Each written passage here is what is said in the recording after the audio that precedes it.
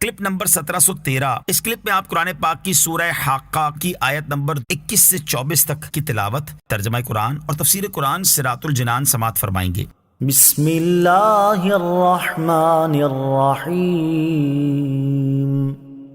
ترجمہ: اللہ کے نام سے شروع جو نہایت مہربان رحمت والا ہے۔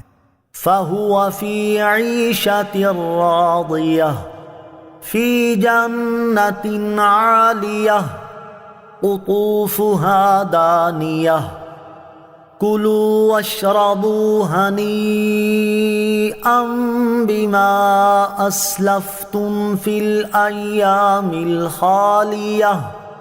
ترجمہ: تو وہ پسندیدہ زندگی میں ہوگا، بلند باغ میں اس کے پھل قریب ہوں گے، کہا جائے گا گزرے ہوئے دنوں میں جو تم نے آگے بھیجا اس کے بدلے میں خوشگواری کے ساتھ کھاؤ اور پیو۔ فَهُوَ فِي عِيشَةٍ رَاضِيَةٍ، تو وہ پسندیدہ زندگی میں ہوگا۔ یہاں سے ان لوگوں کا ثواب بیان کیا گیا ہے جنہیں اعمال نامے دائیں ہاتھ میں ملیں گے۔ چنانچہ اس آیت اور اس کے بعد والی 3 آیات کا خلاصہ یہ ہے کہ جسے دائیں ہاتھ میں اعمال نامہ دیا جائے گا تو وہ عذاب سے محفوظ رہنے اور ثواب ملنے کی وجہ سے بلند باغ میں پسندیدہ زندگی میں ہوگا۔ اس کے پھل کھانے والے کے قریب ہوں گے کہ کھڑے بیٹھے لیٹے ہر حال میں جیسے چاہے بآسانی لے سکے گا، اور ان سے کہا جائے گا کہ دنیا میں تم نے جو نیک اعمال آخرت کے لیے کیے ان کے بدلے میں خوشگواری کے ساتھ کھاؤ اور پیو۔ نیک سیرت چرواہا۔ حضرت نافع رضی اللہ تعالیٰ عنہ فرماتے ہیں، ایک مرتبہ میں حضرت عبداللہ ابن عمر رضی اللہ تعالیٰ عنہما کے ساتھ مدینہ منورہ کی ایک وادی میں گیا۔ ہمارے ساتھ کچھ اور لوگ بھی تھے۔ انہوں نے اپنا دسترخوان لگایا اور سب کھانا کھانے لگے۔ تھوڑی دیر بعد ہمارے قریب سے ایک چرواہا گزرا۔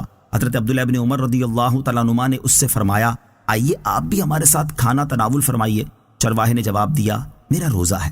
آپ رضی اللہ تعالیٰ عنہ نے اس سے فرمایا، تم اس شدید گرمی کے عالم میں سارا دن جنگل میں بکریاں چراتے اور اتنی مشقت کا کام کرتے ہو اور پھر بھی تم نے نفلی روزہ رکھا ہوا ہے، کیا تم پر نفلی روزہ رکھنا ضروری ہے؟ یہ سن کر وہ چرواہا کہنے لگا، حضور کیا وہ وقت آ گیا جس کے بارے میں قرآن پاک میں فرمایا گیا کہ کُلُوا وَاشْرَبُوا هَنِيئًا بِمَا أَسْلَفْتُمْ فِي الْأَيَّامِ الْخَالِيَةِ۔ ترجمہ: کہا جائے گا گزرے ہوئے دنوں میں جو تم نے آگے بھیجا اس کے بدلے میں خوشگواری کے ساتھ کھاؤ اور پیو۔ حضرت عبداللہ ابن عمر رضی اللہ تعالیٰ عنہما اس چرواہے کی باتیں سن کر بڑے حیران ہوئے اور اس سے فرمانے لگے، تم ہمیں ایک بکری فروخت کر دو، ہم اسے ذبح کریں گے، تمہیں اس کا گوشت بھی کھلائیں گے اور بکری کی مناسب قیمت بھی دیں گے۔ آپ رضی اللہ تعالیٰ عنہ کی یہ بات سن کر وہ چرواہا عرض گزار ہوا، حضور یہ بکریاں میری ملکیت میں نہیں بلکہ یہ میرے آقا کی ہیں، میں تو غلام ہوں، میں انہیں کیسے فروخت کر سکتا ہوں؟ آپ رضی اللہ تعالیٰ عنہ اس کی امانت داری سے بہت متاثر ہوئے اور ہم سے فرمایا، یہ بھی تو ممکن تھا کہ یہ چرواہا ہمیں بکری بیچ دیتا اور جب اس کا آقا پوچھتا تو جھوٹ بول دیتا کہ بکری کو بھیڑیا کھا گیا ہے، لیکن دیکھو یہ کتنا امین اور متقی چرواہا ہے۔ چرواہے نے بھی یہ بات سن لی، اس نے آسمان کی طرف انگلی اٹھائی اور یہ کہتے ہوئے وہاں سے چلا گیا، اگرچہ میرا آقا مجھے نہیں دیکھ رہا لیکن میرا پروردگار عز و جل تو مجھے دیکھ رہا ہے، میرا رب عز و جل تو میرے ہر فعل سے باخبر ہے۔ حضرت عبداللہ ابن عمر رضی اللہ تعالیٰ عنہما اس چرواہے کی باتوں اور نیک سیرت سے بہت متاثر ہوئے اور آپ رضی اللہ تعالیٰ عنہ اس چرواہے کے مالک کے پاس پہنچے اور اس نیک چرواہے کو خرید کر آزاد کر دیا اور ساری بکریاں بھی خرید کر اس چرواہے کو تحفے میں دے